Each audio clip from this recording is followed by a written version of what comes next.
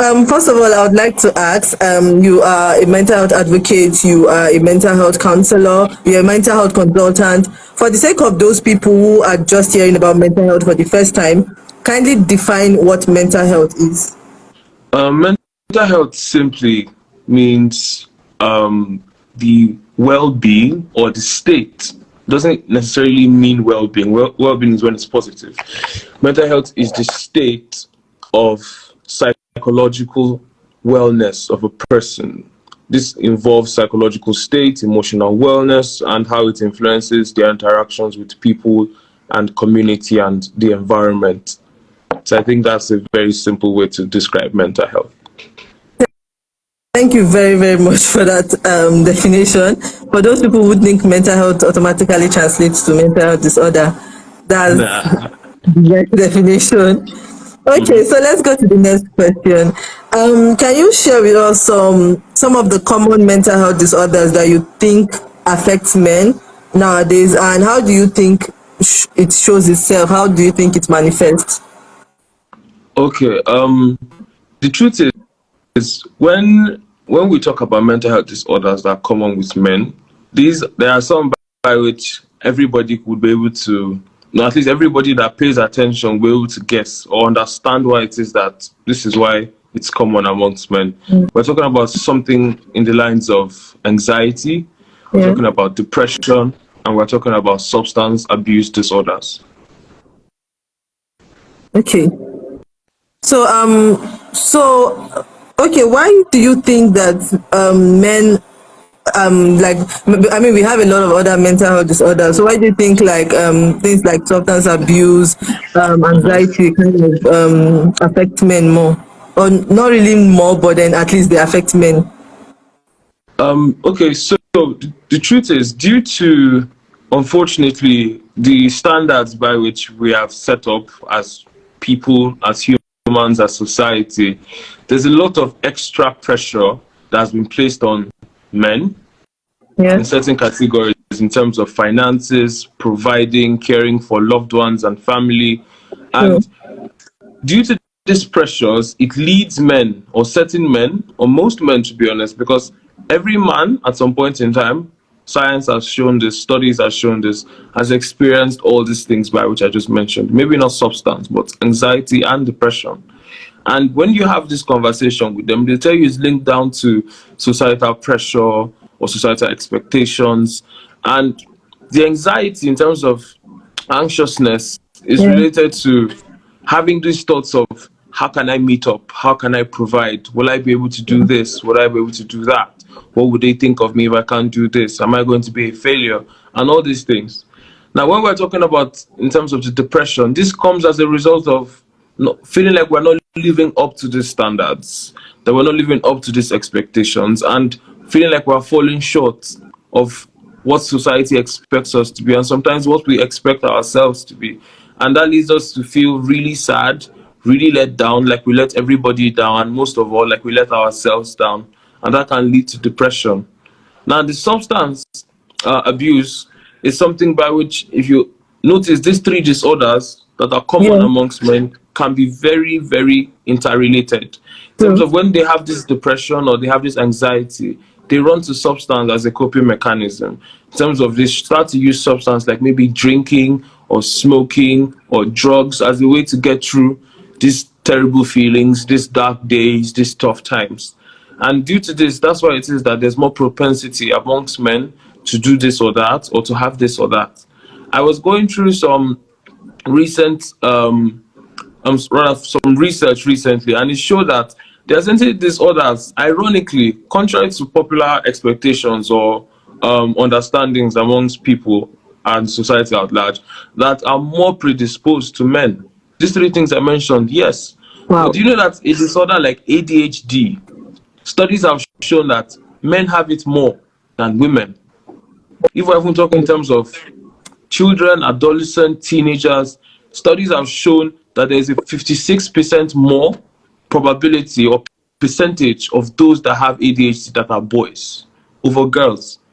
And this is just to show that the idea of a man's mental health not being existent, that a man has to be this or that, and a man can't have this, is truly a myth, and a very false myth. Oh. Thank you very much for that.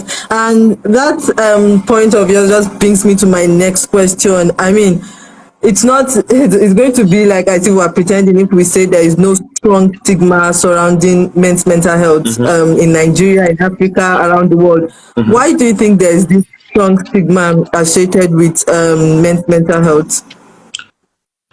Well, it goes back to what I just explained in terms of the expectations, the priorities, and the pressure being put on men. And we understand, even in certain religious contexts, it is put this way in these religions, by which a man is meant to protect, is meant to lead, is meant to provide, is meant to do so much. But then there's a saying that I love in terms of, if you're familiar with Superman, the superhero from the comics, Superman is the one that comes to save the day. He fights the bad guys, saves everybody. But then there's a question that I came across a couple of years ago that I still love to ask.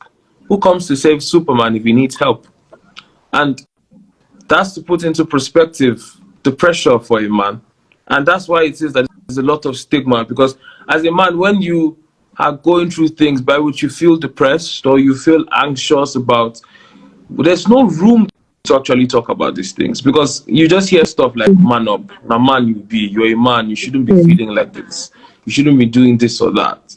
And it's a tragedy, but yes, that's truly the stigma that exists, because as a man, it feels as though it is not right and we are not allowed to feel these things, that we are not allowed to be this way. But that's just how society has painted the situation to be. Oh, thank you. Thank you for that very enlightening information. So I want to go to my next question now. Can you kindly explain the concept of toxic masculinity, and how do you think it affects men's willingness to seek for help with the whole toxic masculinity?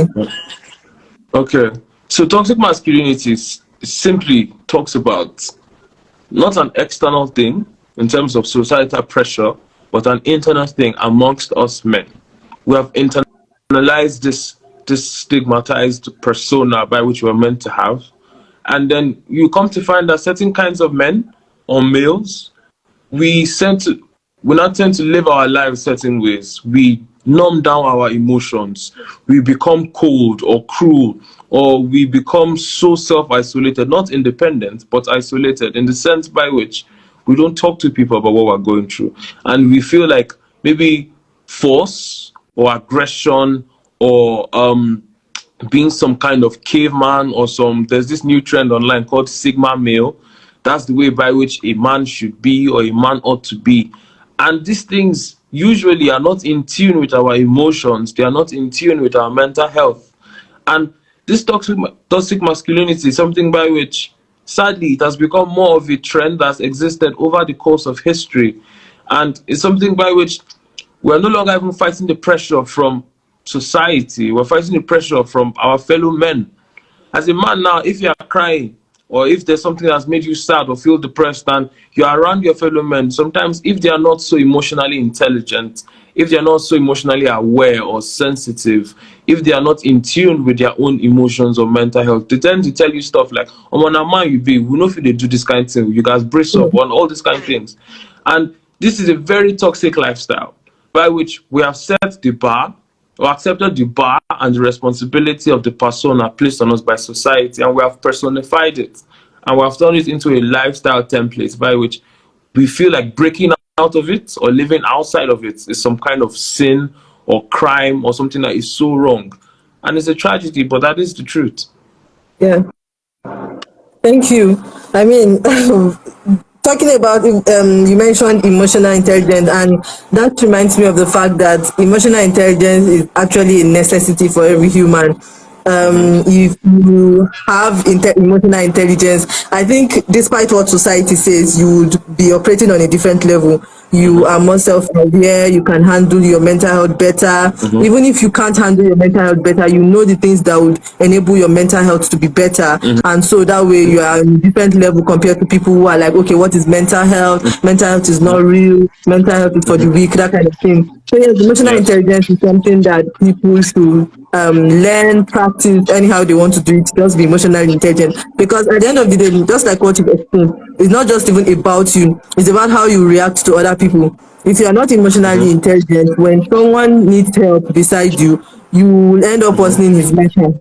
So yes, emotional intelligence is really, really important. Thank you very much. I mean, let's do a quick recap of what we've done so far. We've been talking about the whole stigma around men's mental health. We've been talking about toxic masculinity and how like the reality is there. Men go through anxiety, depression, substance abuse, and they also go through this crazy societal stigma that does not allow them to seek for help, and and the whole society looking at them like, okay, you guys are superheroes, you're not supposed to have any kind of weak feelings, you're not supposed to be weak, that kind of thing. So yes, thank you very much so far. So let me go to the next question. So we've been talking about the issues. Now let's talk about what steps do you think that society can what can society what steps can society take to break down the barriers that prevent men from talking about their mental health? Like, I mean, what can be done to encourage men to be open about their mental health issues? Okay, I think as people, as society, the first thing we can do is to understand that men are human too. That's the first layer. That's the first layer of understanding. Acceptance. You know, it's one thing to see something, it's another thing to understand it, and it's another thing entirely to accept it. If society So, and we in the society can come to the point by which we understand that men are humans and men have feelings just like everybody else, that's the first way to start. Because the thing is, if you find someone, if okay, let's do a case point scenario. If two things okay. happen, or rather, if the exact same thing happened to two different people, one man, one woman, the truth is, due to society right now, sadly, the woman gets more attention in terms of empathy and checking in over the man. Yeah. That's the truth. And it's the exact same event. It's the exact same scenario. If a woman gets robbed, if a man gets robbed, the truth is, yes, maybe women are more likely to be raped and things like that. But if there's still the clear information that, nobody was raped, the woman is the one by which gets more of the, do you need somewhere to stay? How can we support you? How can we help you? But as a man, you just be like, oh, yeah, okay, Sha, okay, that's fine. And as society, we need to understand that men need to be allowed to feel their emotions. Men need to be allowed to be weak sometimes. You can't be strong around the clock. I made reference to Superman and superheroes, how it is that they come and save the day. That is the average man in reality. But sometimes, if you watch superhero movies or read comics, you find that Superman lost some fights too. And men need to be allowed to lose some fights. Men need to be allowed to be able to say that I am struggling without anybody saying, why would you be struggling? Are you not a man? Or man up or brace up. But it's a two-way street by which if you want men to be more vulnerable, you need to be able to accept and respect this vulnerability when you see it. We need to be more open to this vulnerability. I hope this answers the question. Sure, yes. It really answers the question. Thank you so much, and I hope that a lot of people have something to take home. If they weren't able to even understand everything we've been saying, at least they understand this part. So my next question. I mean, friends and family would want to know how they can effectively support men who are struggling with mental health issues, because I feel like a lot of people, especially women, they have male friends, they have husbands and different kind of relationship with men, and then at the end of the day they feel like, okay, they want to be able to support them without making them also feel less of a person or less of a man. So what ways do you think friends and family can effectively support men that are struggling with their mental health? Okay, so for this, the answer is a bit of a double-edged sword. It seems like two opposite things, but I would suggest both. In terms of the first way you can support a man is support a man the exact same way you'd support a woman. Okay. The same way you support a human being. The way you check in with a woman if something is going on, the way you try to help them lift heavy stuff, the way by which you try to sit down with them and listen to them, the way by which you try to provide for them. Men deserve that too. That's the first thing. Do unto others as you want to be done unto yourself. One of the books, holy books, says that. But we need to have neutrality and we need to have diversity. And that's one of the best ways to start. But while it is that I said that, that's why I say it might seem like I'm saying two opposite things. On the other end, in more personal, interpersonal relationships, the truth is, when you try to have certain conversations with men right now in terms of mental health, emotions, most men don't know how to have that conversation because we're not raised like that, unfortunately, or most of us were not. Not everybody. Some were lucky enough to be raised in that light, so we understand how it is to be vulnerable, but some weren't. And we need to understand that this approach needs to be unique and tailored to these individuals. And as a man, one of the best ways you can talk to a man about what they are struggling with is listen to them. Men love to be listened to as well. Listen to them without, trying to just throw solutions at them. Sometimes you just need to hear them out and be a shoulder that they can lean on, to rely on. And once you can be that, then offer to help them out. Sometimes help them out without them having to even ask you for this help. Oh, okay, I thought you would like this, or I thought you would need this, or I thought you would want this, I thought I could support you with this. And you will come to find appreciation. But we should have to wait until when men ask that, oh, help me, or reach out and be like, oh, I need this, I need that, before we do things by which you know that they need or they ought to have. Because the truth is, in certain cases, in certain men, that time might never come. So if you're waiting for them to say, I need help before you help them, they might never ask for it. And thus, you would never be able to help. So discretion and wisdom matters when we're interacting. But the most important thing is having it in our hearts that we truly want to try. And then we pay attention to the person in front of us. And we notice and we evaluate and understand, okay, this is the kind of approach that will work best with this person. This is the kind of approach by which we work best with that person. And it's important that if we can understand that individual differences does exist, it helps. Because if I were to say, oh, the way to help a man is do this, do this, do this, there's over 4 billion men on the planet. The same rule can apply to everybody.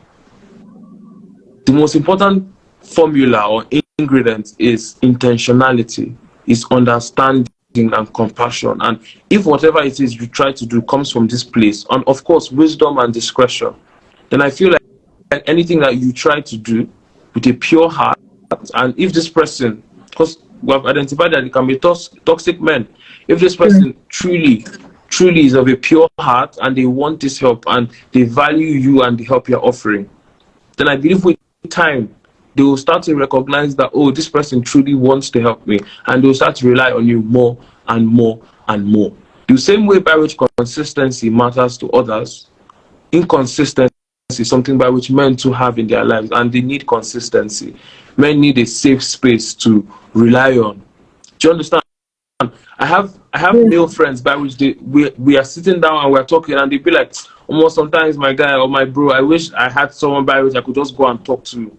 And they don't even want, sometimes they don't want it to be another man. Sometimes they want it to be the opposite gender, or they want it to be anybody, in fact. Just someone they can just come and tell that, I am tired. I'm struggling. And that's why we have to be careful as people of the opposite gender or different genders, aside from the men, by which we don't turn our men into, like, how do I put this, vending machines for solutions for us, or internal support systems for us. Because if every time I see your name pop up on my phone, you're asking me for help for something, if every time I see you, you're asking me for advice on this or that, if every time I see you, you're always coming to me that I should help you do this, or help you figure out that, or help you carry this, you're not giving me the impression as though I'm someone by which I can come to you with the same thing. I've realized that this is the role by which I've given me, and I will play the part. I don't know if that makes sense. Yes, it does. So yeah, I think that's the best way I could suggest that, to be Thank honest. you. Honestly, like you've said a lot, and I want to quickly highlight something that someone said in the comment section here. I learned that adopting a casual, non-threatening approach helps.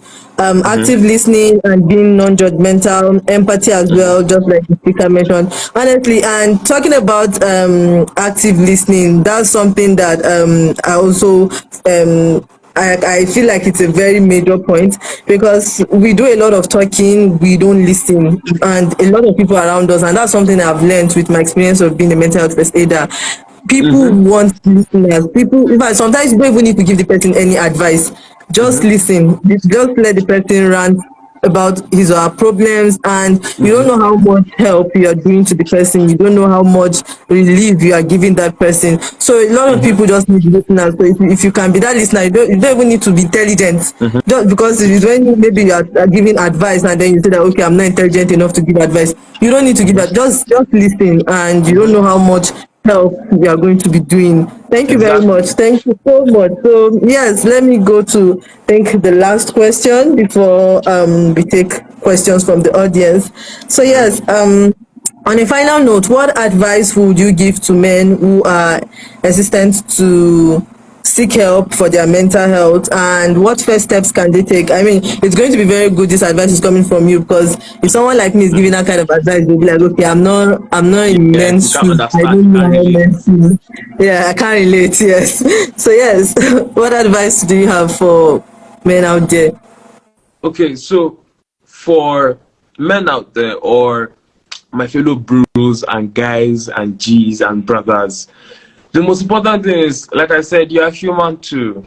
If you need a break from work and life and everything, you are allowed. If you are struggling, you are allowed to struggle. You have permission to be sad. You have permission to want to cry. You have absolutely every right to do that. And if you're at a point by which you feel like you need extra pair of hands or support to help you with these things that you're struggling with, maybe mental health or emotional or in midlife crisis, there is absolutely nothing wrong. There's no shame with reaching out and asking for someone to come in and help you. And the truth is, I understand how hard it might be to open up based on maybe you must have tried once or twice, and whoever you told you something that made you regret opening up to them. So that's why you have to find. Now, this is a tip: find the right spaces, the right environments, people by which they will truly be there to listen to you empathetically. They will truly be there to listen to you for the reason of they want to understand your struggles, your pain. They want to actually help you. Do you understand? Because that's the most important thing. Find a safe space. This safe space might be a geographical location. It might be a person or a group of persons. It might be somewhere or something that is healthy, of course. A safe space should not be drugs or any kind of thing by which can lead to more damages later on. But if you can find a safe space, safe environment, there are so many support groups on the internet right now for mental health. There are so many tribe communities on Instagram, on Twitter, on WhatsApp, on Facebook, by which it is solely for mental health. Some of them are even just for men. Some are even just for women. Some are just for kids. Find a way to find these platforms, find these groups, find these communities, find these organizations, find these facilities, and find these people. Reach out to them, network, and find a way to get yourself in this environment. Some of them are free. Maybe some of them are you have to pay for them, but not all are so pricey. And some of them you can find for free. And the most important thing is, while it is that you are looking for a safe space, while it is that you are trying to get into a comfortable space, please remember to be a safe space for others too. Please remember to be a comfortable space for others as well. Be there for your fellow man, be there for your fellow brother, be there for everybody around you that needs you, that is struggling. While you need help too. And I know that it might be exhausting and tiring that you have to be the one to always help people. But the truth is, sometimes you just have to help to be helped. I hope that makes sense and that answers the question. Yes, thank you. Safe space. The key word is the safe space. Be a Mm-hmm. safe space to people. Be a safe space to Mm-hmm. yourself. And I know that when I asked this question, I said that was the last question, Mm-hmm. but then something came up now, like, and Okay. I thought about it, I'm like, okay, now that I feel like this is an opportunity to discuss it. So, Okay. I mean, this is Men's Mental Health Month, and it's like a lot of mental health organizations are organizing something around men's mental health. Mm-hmm. And it's also like, okay, now it's as if, okay, all through the year, they set Mm-hmm. out a month that, okay, we're going to talk about men's mental health, right? Then Mm-hmm. the next Mm-hmm. month, is it that we all go back to square one? And so at the end of the day, I'm like, okay, what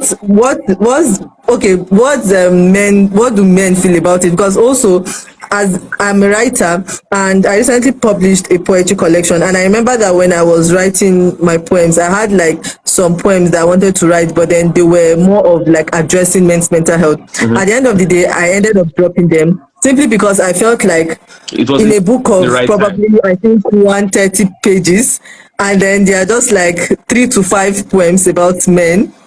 And I'm like, okay, when they feel like, okay, you wrote a lot of things about women, and then you left some, and you're like, okay, he. So at the end of the day, I just removed it, and at the end of the day, it's more like the poem doesn't really Mm-hmm. talk to a particular gender. The poetry collection doesn't really talk to a particular gender. It's like, Mm-hmm. okay, if it reaches you, it reaches you. So Mm-hmm. I think, and I'm sure that other people too, some especially women feel something like that. Like if we talk about men's mental health today, it will be like, okay, are we supposed to be talking about it every day?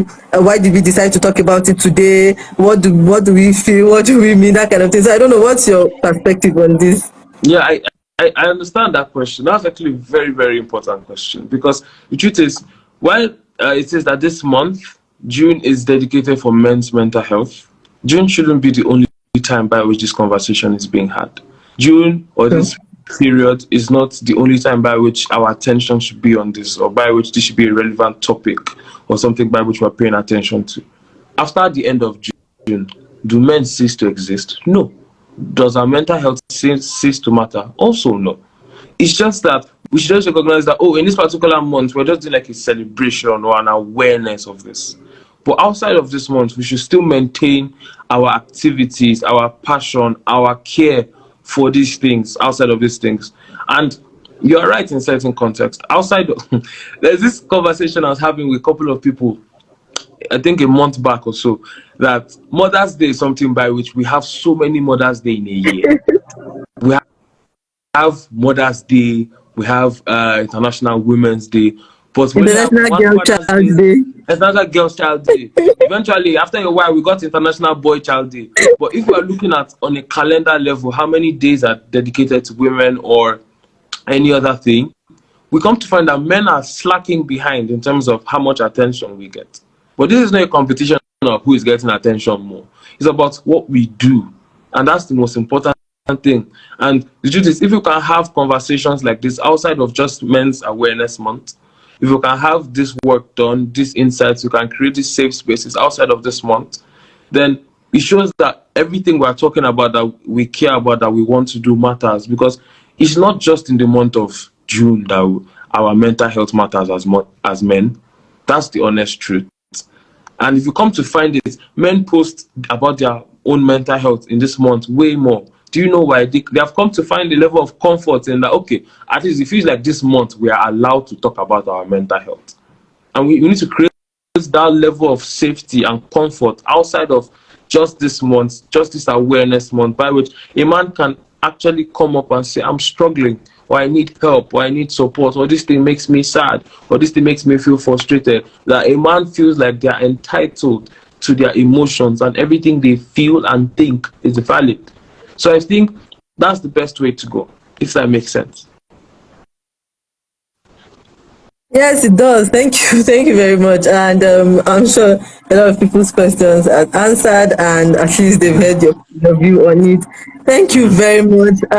It's been an enlightening conversation. It's been an interesting conversation. And just in case if our audience have questions, feel free to ask your question now and you get it answered. And also, there is going to be a playback of this live Instagram. It's going to be on YouTube and on IG. Feel free to watch it anytime. So yes, while maybe if we have any question from the audience, but before that, if you have, feel free. So I guess, do you have like a comment or anything that maybe you should have mentioned and you didn't mention, probably because I didn't ask, and you feel like you want to say it, you can like add it now.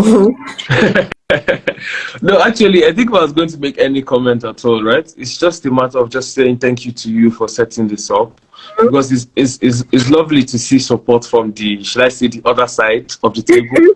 It's very lovely to see that it's not just men trying to turn awareness. Women are coming to this conversation. People of other sexual orientations are coming. People of other genders, other ethnicity. It shows that we are truly, truly getting somewhere. And it means a lot to me. And I can tell you that it means a lot to other men out there. And I just wanted to say thank you for this. So that's just what I wanted to say. Thank you. Thank you. I really appreciate it. And this just reminds me of the fact that, okay, so personally, I'm a mental health first aider, but then I think the point where I realized that I was doing well as a mental health first aider was when I realized that my male friends could comfortably call me and talk to me that their secret was safe with me. I was not going to judge them, and I was going to be very empathetic. I mean, those were defining moments in my life, and I'm like, okay, yes, I'm really, really a mental health advocate at this point. So yes, thank you for this acknowledgement. So I think we have a question. Okay, first, a remark first. True, it takes a whole community to ensure a supportive environment where men's mental health can flourish. This is very true. Kudos to the speaker for sharing this helpful tip. I would like to ask how we can bridge the gap in access to mental health services for men, considering the nature of the health system in Nigeria. This is a very wow question because Yeah. never like the system is friendly to any gender in the first place. Okay, so can you answer this question? Okay, so that's actually a very lovely question. But I think over the course of this conversation, I've mentioned certain things that I'll just repeat now. In terms of the first layer to this is just recognizing that men's mental health matter too. Men's emotions are valid too. Men can struggle with mental health illnesses too. That's the first thing. Second thing is first thing is recognizing this issue and this situation. The second thing is having men come to a place by which they are ready to admit that, okay, this is what's going on. Having men feel comfortable and safe enough to come to the table and say, okay, I need help. I need this. I need that. I need this support. Can you provide this for me? And the last layer to answer this question is, outside of just men, women too, everybody needs to come together in terms of making more awareness in terms of mental health. We need to do more in terms of raising the banner of mental health awareness. We need to develop the mental health space, the mental health system. Because the truth is, do you know that every minute, almost 2 men, or should I say statistically, 1.5 men commit suicide? To put into perspective, we have been talking for about 30 minutes now. So that means at least 60 men must have committed suicide while we've been speaking. And that's a very heartbreaking fact. It's a very heartbreaking statistic, but it's reality. 700,000 men commit suicide every year, sometimes even more. And if we can really understand that, okay, this thing does matter, this thing is truly happening, and men really need support, and men need to be allowed to come out and say, oh, I'm struggling with this, without somebody shutting them down or shunning them and everything like that. I believe that's one of the best ways to go. And when we can get to a place by which we truly appreciate and recognize this issue, and we're trying to tackle it, and we're also developing our health system, then these things will come together to complement each other and actually rectify the situation to make the world a better place. I hope this answers the question. Thank you. Thank you very much. I think it answers the question. Thank you so much. It's been a very interesting ride. I mean, from our first question to the last, and you've answered well. And I don't regret bringing you as the guest. You've done justice to the topic, and I'm really, really grateful. Thank you very much for joining. There was even a delay in starting time, but you still came through. I'm very, very grateful, and I appreciate. I don't take it for granted. Thank you so much for turning up, and I hope that henceforth more action is taken towards men's mental health being a priority. Even though yes, we are fighting for mental health to become a global priority, but then mental health should also be taken into consideration, especially because I mean it's already obvious that priority is not given to it. So yes, thank you so much. We've come to the end of the Instagram live, and to everyone who joined in the course of the program, I am so grateful. Thank you for joining. I hope you learned a thing or two. Feel free to also, as I said earlier, there's going to be a replay of this. Feel free to share with people. And yes, till I see you when next I see you. All right. And do have a wonderful weekend ahead. Thank you very much As well. once again. All right. Bye, everybody. Thank you so much. Bye. Thank you.